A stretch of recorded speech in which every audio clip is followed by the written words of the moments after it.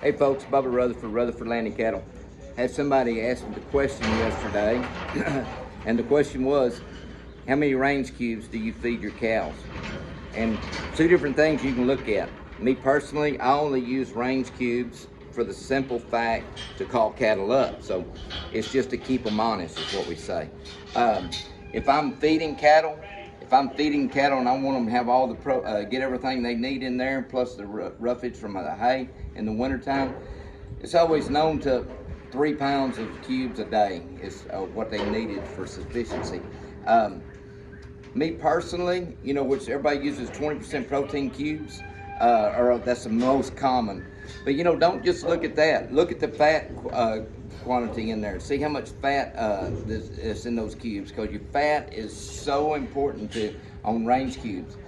Something else, if I was really using cubes for the simple fact to make my cattle and keep my cattle in better shape and everything, I would look at cottonseed cubes. Cottonseed cubes are a 34% normally, and just regular range cubes are 20 for 16 or 20%. But cottonseed cubes that cost almost nearly twice as much, but you don't have to use about half as much, and they really do you a good job.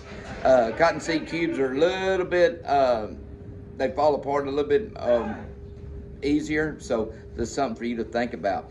But also on your range cubes, you can look at it this right here. If you're trying to get your cattle bred, I had an old feed guy tell me this one time. He said, you know what? He said, if you're feeding 3 pounds a day of range cubes, if you will just go ahead and for 2 weeks feed 6 pounds of cubes per day, it'll cause those cattle to go in heat a lot faster.